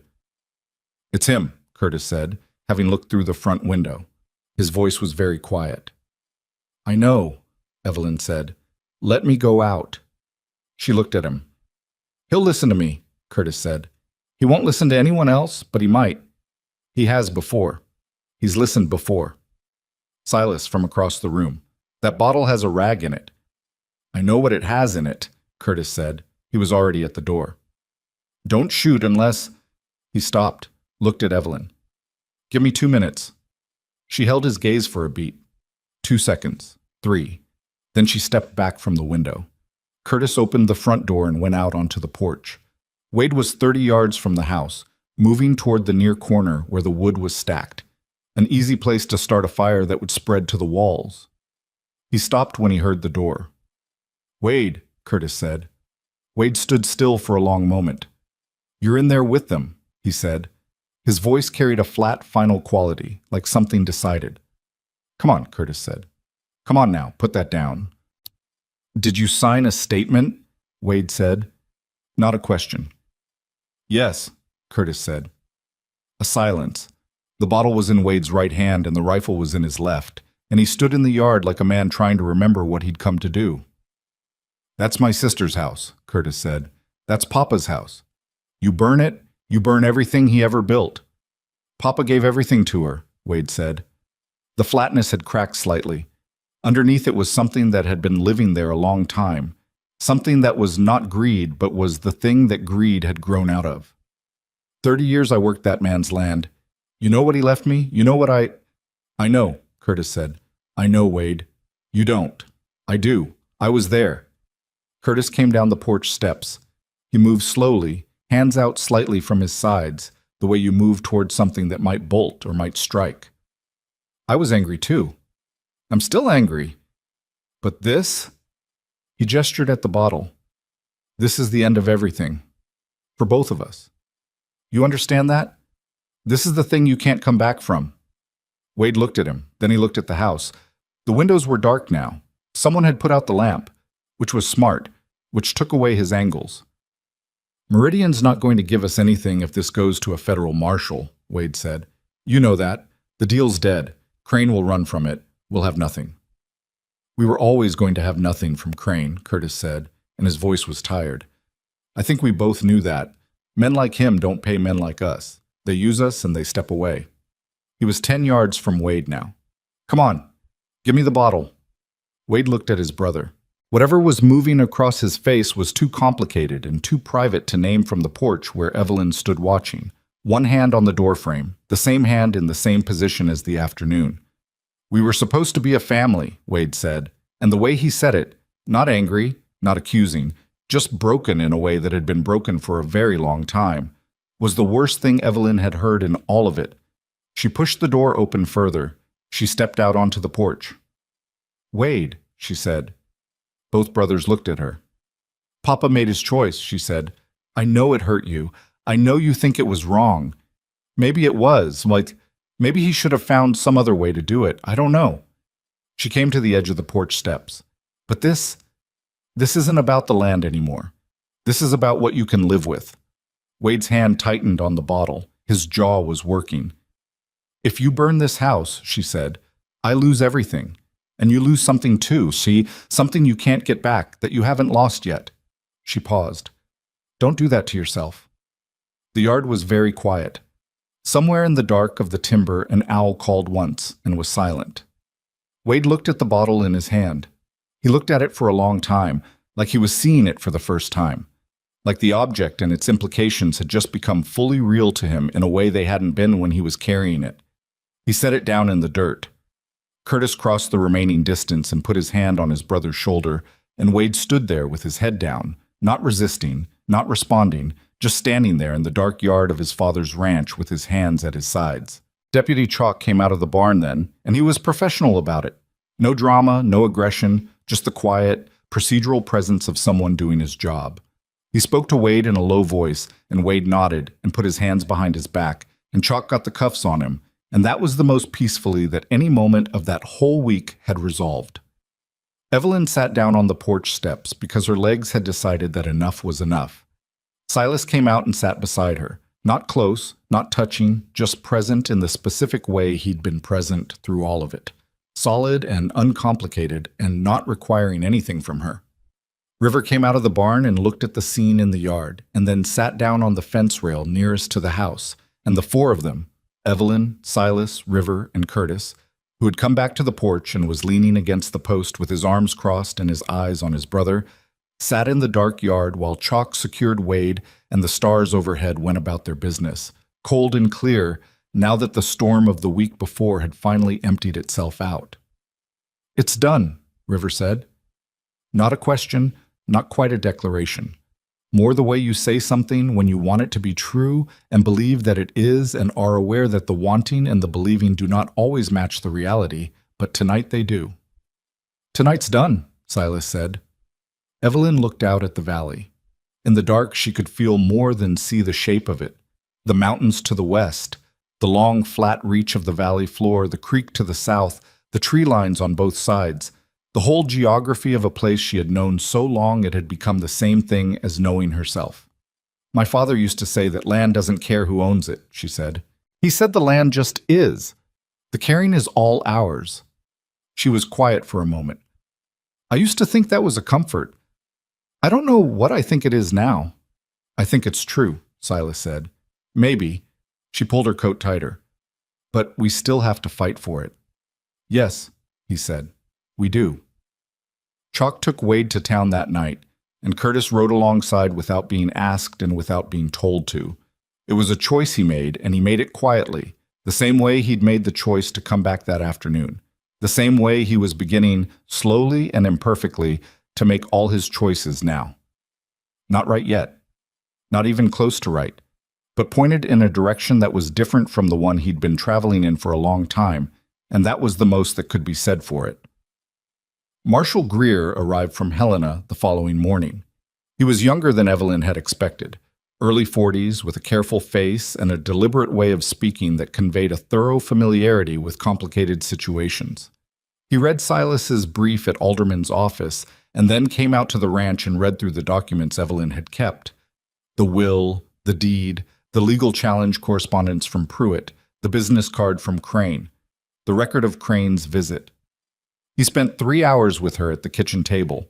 He asked good questions. He listened to the answers. When he was done, he looked across the table at her and said, "Miss Mercer, the deed to this property is valid and uncontested as far as federal law is concerned.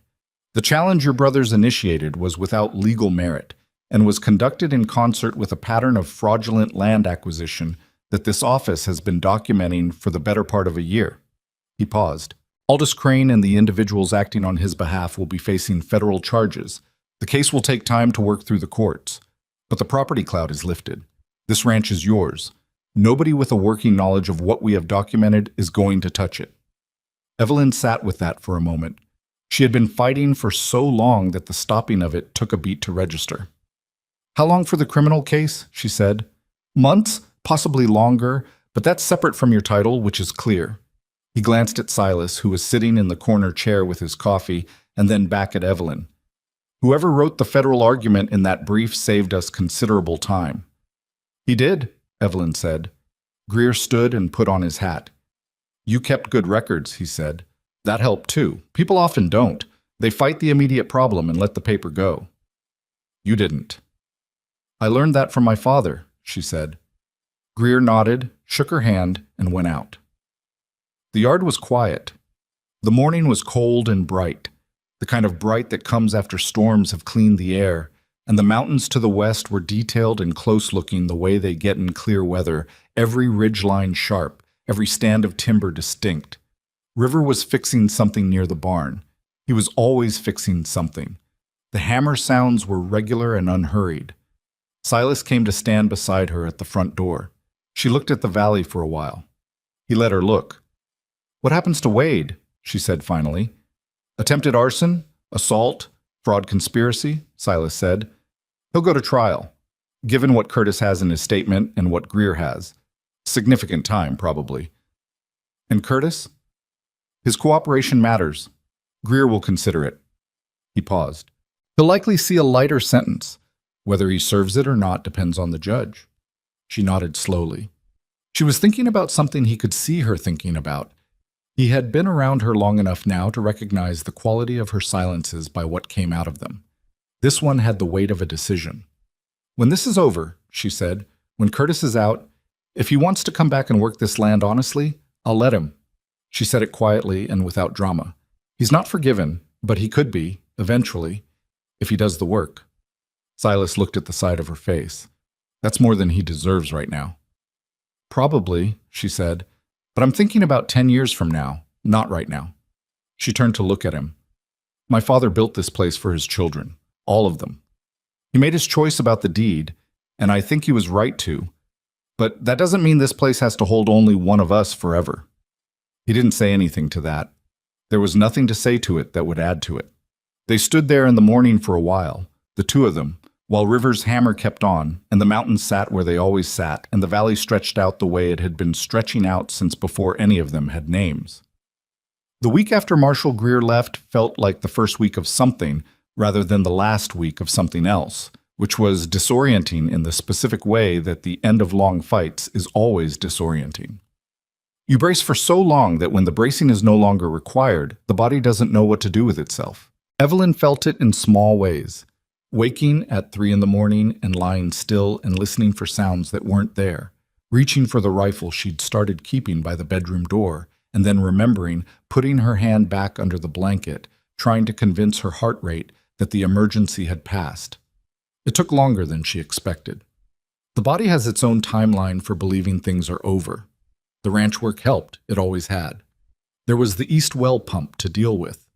River had been nursing it through the past 2 months with a combination of ingenuity and materials repurposed from things that had originally been intended for other purposes, and it had held, barely, but it needed proper replacement before the ground froze. There were fences to repair that had been deferred through the weeks of crisis. There were cattle to assess before the October drive, animals to cull, decisions to make about which stock to sell and which to hold through winter. Silas worked alongside her through all of it. His shoulder had healed to the point where he used it without thinking about it most of the time, and only the occasional sharp reminder when he reached a certain angle told him that the injury had happened at all. He was not a rancher. He knew that and didn't pretend otherwise. But he was capable, and he learned fast, and he did not have the particular quality that some men have of needing to be the expert in the room. He asked questions when he didn't know something, and he didn't ask them twice. River watched this with the patient attention of someone who has always been more observer than participant in other people's emotional lives. He said nothing about it for most of October. Then one morning he and Silas were working on the fence line on the north pasture, Silas holding and River driving the posts, which was the division of labor their respective injuries and skill sets had arrived at organically, and River said, without preamble, "You're not going back up the mountain." Silas drove the next fence post in 2 strokes before he answered. "What makes you say that? You haven't gone to check your traps in 3 weeks." Silas set the next post. "Season's early still." River looked at him with the expression of someone who has been lied to but is too polite to say so directly. He picked up the driver and positioned it. "She won't ask you to stay," River said. "That's not how she is." "I know how she is." "Then you know you'd have to decide it yourself." He drove the post. "I'm just saying you haven't gone back up the mountain." Silas did not respond to this, and River did not push it, because River understood that some things need to be said once and then left alone to do their work. The October cattle drive went to Missoula in the second week of the month, River leading it, with 2 hands borrowed from a neighboring ranch whose owner, a quiet Scotsman named McCready, had heard about what happened at the Mercer place and had offered the help without being asked and without making it into anything larger than what it was. Good neighbors, in Montana, operated this way. They didn't perform their goodwill. They just showed up with their hands. The drive netted enough. Not generously, not with room to breathe easily, but enough to cover River's wages through spring and make a meaningful payment on the legal fees still outstanding from Pruitt's challenges, which Evelyn had begun the process of contesting in their own right, filing through the county clerk, through Mrs. Abbott, who'd been more than willing to document the extent of Pruitt's procedurally questionable filings, which turned out to be considerable. Pruitt, it emerged, had been working a similar angle in 2 other counties simultaneously, always in connection with land parcels that happened to sit in the projected path of various infrastructure projects. Greer's office had been thorough. When the threads were pulled, what came apart was not just Crane's Montana operation, but a broader pattern that ran back through shell companies and intermediaries to a particular investment strategy that Meridian Continental had been running quietly for 5 years across 4 territories. Evelyn read the federal filings when Greer sent copies to aldermen, who sent them on to her. She read them at her father's desk on a rainy November evening, with Silas sitting across from her reading the same pages. The scope of it, the number of families, the acreage, the money that had been extracted through these mechanisms from people who had built things with their hands and then watched paper and lawyers and hired pressure take those things away, settled over her with a specific cold weight that was not quite anger. Anger she had already spent. This was something quieter and more durable, the kind of thing that becomes a permanent part of how you understand the world. "How many of them got their land back?" she said. Silas had been reading the same page. "The Flathead Valley family. Partial settlement." He turned a page. "The widow outside Deer Lodge signed a valid transfer. Greer thinks it can be contested, but it'll take time." "So mostly us," she said. "You were the one who didn't sign," he said. She looked at the rain on the window. "I almost did," she said. "That night, when they had my arm." She said it without looking at him. "I was thinking about it. I was thinking, if I sign, maybe they stop. Maybe I can fight it later from somewhere safer." She paused. "I almost did it." He said nothing for a moment, then, "But you didn't." "But I didn't." She was quiet. "I don't know if that was courage or just stubbornness. I've never been sure where one of those ends and the other starts." "I don't think there's a clean line," Silas said. She looked at him then. "Is that the lawyer talking, or the mountain man?" "Neither," he said. "Just me." She looked at him for a beat longer than she usually held a look, and then she went back to the papers. And he went back to the papers. And the rain came down on the roof of the ranch house that her father had built and that she had bled for, and that was, in every legal and practical sense, entirely and irrevocably hers.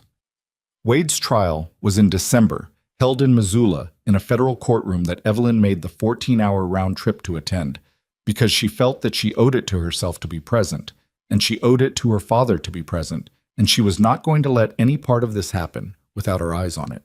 Silas went with her. She hadn't asked him to. He had simply appeared at the wagon at 5 in the morning with his coat on and his hat on and a thermos of coffee, and she had looked at him and then moved over on the seat to make room. The courtroom was cold and high-ceilinged and smelled of old wood and lamp oil and the specific institutional smell that official buildings in that territory all seemed to share. Wade sat at the defendant's table in a suit that didn't fit him well and looked like a man who had been through something that had changed the shape of him. Not broken exactly, but reconfigured. Smaller in some essential way. The thing that had made him dangerous, the absolute certainty that he was owed something, seemed to have left him, and without it, he looked like what he had always actually been underneath it. A man who had spent his whole life angry about a wound that nobody had the power to heal. Evelyn watched him from the gallery. She did not look away from him, and he did not look at her, and that asymmetry told her something about the difference between them that she hadn't been able to articulate before. Curtis testified. He did it plainly and without embellishment, laying out the timeline of Wade's contact with Crane, the knowledge of the railroad survey, the coordinated legal pressure, the night of the beating. He said it all, and he did not try to soften it, and he did not try to position himself as anything other than someone who had participated and had chosen, eventually, to stop participating. The prosecutor asked if he had regrets. Curtis said, "Yes." The prosecutor asked what specifically. Curtis said, "All of it." But that doesn't change what happened. The judge, a compact, gray-haired woman named Peterson, who managed the courtroom with the economy of movement of someone who had been doing this for a very long time and had no patience for theater, sentenced Wade to 4 years in the federal penitentiary in Deer Lodge, with the possibility of review at 30 months depending on conduct. The conspiracy charges connected to Crane's network added a concurrent term that effectively meant Wade would serve the full 4 years. 4 years. Evelyn held that number in her mind while the gavel came down and the room began to move around her. It was not justice in the sense of perfectly calibrated consequence. She was not sure such a thing existed. It was law, which was different.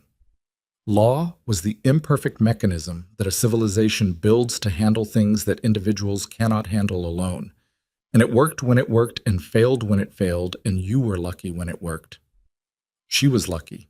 She knew she was lucky, and she held that knowledge without letting it tip into either gratitude or bitterness, because both of those were ways of not looking at the thing squarely. Outside the courthouse, in the December cold with the snow coming down in the thin, determined way it comes in early winter, she stood on the steps and breathed, and Silas stood beside her and did the same. "You all right?" he said. "I'll tell you when I figure it out," she said. He nodded. That was one of the things she had come to count on about him. He accepted incomplete answers as honest ones, which they usually were. The ride back to the ranch took longer than the ride in because a section of road had iced and they had to slow the horses to a walk for 2 miles. And by the time they reached the valley, the dark was full and the snow was down to a dusting on the ground, and the ranch house windows were lit from inside, which meant River was there and had lit the lamp, which was a small thing and meant a great deal. Inside, River had made something on the stove that smelled like venison stew, and he did not ask how the trial went because her face told him. He put 2 bowls on the table and went back to the barn to give them the room, which was River's way. He understood that some moments are not improved by company, even good company. They ate. The stew was good. River was a better cook than either of them, and all 3 of them knew it. After a while, Evelyn put her spoon down and said, "He's going to be out in 4 years." "Yes," Silas said, "and Crane will settle the federal case with a fine that he'll pay without blinking because it's a fraction of what he made on the other acquisitions, and he'll restructure his firm under a different name and go on operating. Probably. So it's not the end of this kind of thing," she said. "It's just the end of this particular version of it." "Yes," he said. "That's what it is." She looked at the lamp flame. "My father used to say that there's no such thing as winning. There's only holding." She turned the spoon over in her fingers. "I used to argue with him about it. I thought it was too small a way to think." She paused. "I was wrong." "Holding is harder than winning," Silas said. "Winning is a moment. Holding is every day after." She looked at him. "Is that the lawyer?" "That's the trapper," he said. "Everything in the mountain is about holding. Holding your position, holding your heat, holding the knowledge of where you are against the constant pressure of a landscape that doesn't care if you make it." She was quiet for a moment. Then she said, "I've been thinking about the barn. The south wall needs to be replaced before spring, or we'll lose it in the snow melt. And the east well pump is done. No more nursing it along. It needs to come out and go in new." "I know," he said. "I can do the pump. I've done pump work before." "When?" "Before the law. I grew up on a farm outside Decatur. You learn everything." She filed this away. Another piece of the man that surfaced occasionally, not as a performance of revelation, but the way things surface when people spend real time together. Gradually. Without announcement. "The barn wall is bigger," she said. "I'd need to hire someone." McCready mentioned his son does carpentry. Talk to McCready, Silas said. His son does good work. I've seen the fence posts he set on the eastern boundary. She looked at him. You've been looking at the neighboring fences? I look at everything, he said. Habit. She shook her head slowly, but not in a way that suggested anything negative about the habit. More the shake of someone cataloging a thing about another person that they have not yet decided how to feel about and have filed for future consideration. They sat with the stew and the lamp and the snow coming down outside and the mountains invisible in the dark but present. The way things are present when you've known them long enough that their presence doesn't require visual confirmation.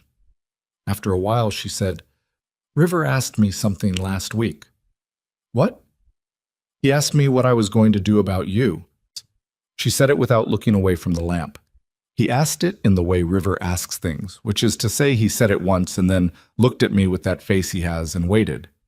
Silas was quiet. I told him I didn't know yet, she said, which was the truth. I've been thinking about it since. He waited. This was one of the things he had learned about her. She arrived at things in her own time and in her own order, and the thing she needed least in those moments was someone filling the space with words. You came down from that mountain for me, she said. And you stayed. And you did things that cost you, the shoulder, the legal work, the nights of not sleeping. You didn't do any of that because I asked you to. She finally looked at him. I want to know why. He held her look. He had been thinking about how to answer this question for approximately the entire time he'd been on the Mercer Ranch, because he'd known she would ask it eventually, and he'd known the answer needed to be honest rather than convenient. The first night, he said, I came because I heard you scream, and there was no one else to come. That was simple. And after? After. He turned his coffee cup in his hands. After, I stayed because I hadn't felt like I was in the right place in 11 years. And then I was in the right place, and leaving it seemed like the wrong kind of stubbornness. He paused. I've been stubborn about the wrong things for a long time. I didn't want to be stubborn about this one. She was very still. I'm not offering you anything romantic or simple, he said. I'm 46 years old and I've lived alone long enough that I have habits that are probably going to irritate you considerably. I don't know how to be in a house with other people as well as I once did. I'm not the man I was before Margaret died, and I'm not sure all of what's left is worth much. You're worth more than you think, she said, without sentimentality, the way she said most things, like a fact she'd assessed and arrived at. He looked at her. She looked back. I'm not asking you to replace anything, she said. I'm not asking you to be a different person. I'm asking if you want to stay on this ranch and do the work of it with me and River, and be here, and see what that becomes over time. She paused. I'm 34 years old and I've been alone in my own way just as long as you have in yours. I don't have a picture of what this looks like. I just know that when you're not here, the ranch feels different than when you are. Different how? He said. She thought about it. Smaller, she said. It feels smaller. He looked at the table for a long moment. He thought about the lean-to at 7,000 feet, the elk hide, the burned-down coals, the half-eaten meal, the almost peace he'd had before he heard her scream and came down the mountain. He thought about the 11 years of mornings that had all looked the same, had all started the same way, in the same quality of silence, alone. He thought about the fence post and the coffee she'd set on top of it without ceremony. I'll stay, he said. She nodded. One nod, same as always. The brisk acknowledgement of information received and incorporated. Then she got up and took his bowl and her bowl to the wash basin, and he got up and dried them while she washed, and they put them on the shelf, and she put out the lamp, and they went to their respective rooms, which was how it was, and how it would continue to be for a while, because neither of them were impetuous people, and both of them understood that real things build slowly or they don't build at all. Winter came properly in January, the kind of Montana winter that doesn't negotiate. It came with 3 feet of snow on the valley floor and temperatures that turned the breath to fog at the barn door and made the morning feeding of the cattle a sustained exercise in willpower over physical comfort. It came with burst pipes and frozen troughs, and a week in February when the wind came off the mountains with a force that shook the house walls, and all three of them spent that week doing nothing except maintaining the absolute minimum necessary for survival of the animals and themselves. It was not romantic. It was not beautiful in any way that could be appreciated while it was happening. It was just work, constant and specific, the kind of work that reduces everything to its essential components and removes any illusions you might have been carrying about what matters and what doesn't. What mattered, Evelyn found, was warmth, water, enough food, the animals alive and the pipes intact and the fire going and the people you were depending on and who were depending on you being capable and present and honest about when they were struggling. Silas struggled with the cold in a way she hadn't expected. He was a mountain man. She had assumed he would be impervious to it. But he told her one night in February when the temperature had dropped to something that made the air feel like an insult, that the cold at elevation was different from the cold in an enclosed valley. In the mountains, you built for it differently, anticipated it differently. Here, the cold felt like it was coming from the ground up rather than the air down, and his body didn't remember how to deal with that. He said it without complaint, just as a piece of information about his own limitations that she might find useful. She handed him an extra blanket from the cedar chest, and he took it without protest, and that was the end of that particular conversation. River, during that February week, came down with a fever that had them both genuinely frightened for 2 days. Not dramatically frightened, not the kind of fear that produces panic, but the cold, quiet, watchful kind of fear that comes when someone in your care is not well and you are 14 miles from a doctor in 3 feet of snow. Evelyn sat with him in the barn loft in the evenings and made sure he drank water and kept the blankets on him, and Silas took over River's share of the feeding without being asked and did it without complaint and without making it into anything. River's fever broke on the 3rd day. He sat up in the loft and said, "Did the black heifer get her feed?" "She got her feed," Silas said from the base of the ladder. "The water trough on the east side freezes in the night," River said. "You have to break it before—" "I know," Silas said. "I've been breaking it." River lay back down. "Good," he said, and went back to sleep. Spring came the way springs come in Montana. Not gently, not as a gift, but as a slow argument that winter eventually lost. The snow pulled back from the south-facing slopes first, then from the valley floor in patches. Then all at once in a week of rain that turned the creek into something serious and kept them all busy with drainage. The mud of it was profound. Everything they owned was muddy for 3 weeks. This was not a metaphor for anything. It was just mud. In April, Mrs. Abbott rode out from Heron Flats with documents from the county land office, the formal resolution of the legal challenge to the deed signed by the county judge, with Pruitt's filings officially struck and noted in the record as having been made under fraudulent pretenses. She laid it on the kitchen table, and Evelyn looked at it and signed where she needed to sign, and Mrs. Abbott witnessed it, and that was the last piece of paper in a very long chain of papers. And when Mrs. Abbott left, Evelyn put the document in the cedar chest with the original deed and closed the lid. "Done?" Silas said. "Done," she said. McCready's son came in May to replace the south barn wall.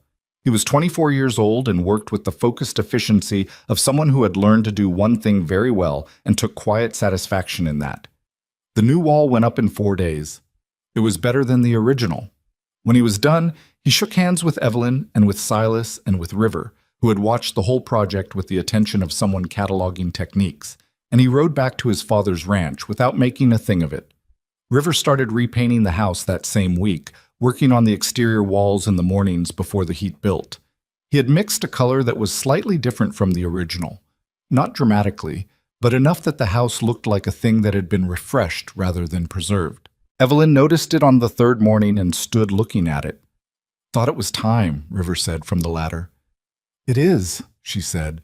She stood looking at the house for another minute, at the new color going up over the boards that had held for 30 years and would hold for 30 more. And she thought about her father's hands on those boards and her own hands on them through a dozen winters of patching and maintenance, and the particular relationship you build with a structure when you take care of it long enough. She thought about the night they'd held her down on the kitchen floor inside those walls and the night she'd stood on the porch steps and talked Wade into putting down the bottle, and the morning Greer had sat at the kitchen table and told her the deed was clear. A house holds everything that happens inside it, she thought, not in a mystical sense, just in the plain sense that it's the container of your life, and your life marks it, and you mark it back, and eventually you can't separate the building from the living. She went in and started the morning coffee. Summer arrived without crisis, which was itself something to adjust to. The days had a different quality now, full of work, as always, but work without the undercurrent of threat. She noticed it most in the evenings, when she would have previously been calculating her legal position or her financial runway or her brother's next move. Now she sat on the porch in the long light and thought about practical things. The second hay cutting, the trade she needed to make with McCready for use of his bull, the roof over the storage room that was going to need attention before autumn, normal problems, the problems of a functioning ranch, the problems she had been fighting to get back to for an entire year. Silas sat with her on those evenings, sometimes talking, sometimes not. He had found his place in the ranch the way a river finds its bed, not by force, but by the gradual accommodation of things to each other over time. He had fixed the east well pump in March, and replaced the porch step that had been soft for 2 years, and had quietly begun keeping a log of the cattle herd in a format that was more detailed than anything the ranch had maintained before, because it turned out that 11 years of tracking wildlife by sign and behavior translated fairly directly into tracking livestock, and he did it without being asked and without announcing that he'd done it, and she found the log one morning on her father's desk and sat down and read through it and understood that this was a man who expressed care through attention, and that the attention was thorough. One evening in July, they were sitting on the porch, and the sun was going down behind the western mountains in the long, slow way it goes down in that valley in summer, and the light on the valley floor was the color of something valuable, and River was somewhere in the barn, and the cattle were quiet in the north pasture, and Evelyn said, "I want to tell you something." Silas waited. "When you came through that door," she said, "the first night, I thought it was one of their men. I thought it was someone they'd sent in through the front to finish it." She looked at her hands. "I had already decided that if it was, I was going to fight until I couldn't anymore. I had already made that decision." She paused. "And then you took Wade by the collar and put him through the chairs, and I still didn't know what you were, but I knew you weren't theirs." He was quiet for a moment. "What did you think I was?" She considered it. "Something the mountain sent," she said. Then she made a sound that was almost a laugh, which is a ridiculous thing to think. "It's not ridiculous," he said. "Mountains don't send things." "No," he said, "but people make their own movement, and sometimes the timing works out, and it looks like something was sent." He looked at the mountains in the fading light. "I was up there being nowhere and not doing anything in particular. You needed something, and I was the closest one who could provide it. That's all it was." "That's all it was," she repeated, not questioning it, just holding it up to see how it looked from that angle. "The rest we made ourselves," he said. She looked at him. The light was doing something to the side of his face, the long Montana summer light that has gold in it, and he was looking at the mountains with the particular expression he had when he was not performing any feeling but simply experiencing one, which was the expression she had come to know best on him and trust most. "Yes," she said. "We did." River came out of the barn a little while later and sat on the fence rail, and the three of them watched the last of the light leave the mountains, and nobody said anything for a long time, and the valley settled into the dark the way it had been doing every night for 1,000 years before any of them arrived and would go on doing long after they were done. And that was all right. That was exactly right. The land did not need them to matter. They mattered to each other, and they had built something here together, imperfect and hard-won and real, and that was what there was, and it was enough. The evening star came up first, the way it always did, over the eastern ridge. Evelyn saw it and said nothing about it. Some things you hold quietly. The Mercer Valley Ranch sat in its valley, painted a shade lighter than it had been, its south barn wall new and straight, its east well pump running clean, its cattle moving through the north pasture with the unhurried purpose of animals that are well kept. It looked like what it was, A working place, a lived-in place, a place that had been fought for and held. Not perfect, not finished, just standing, which is the best that any of us can say about the things we build and love and refuse to let go of. They stand. We hold them. And sometimes if the timing works and we are brave enough and stubborn enough to stay when everything tells us to leave, something unexpected comes down from the mountain, and we build a life worth having from the wreckage of the one we were afraid we'd lost. That is not a small thing. That is not a small thing at all.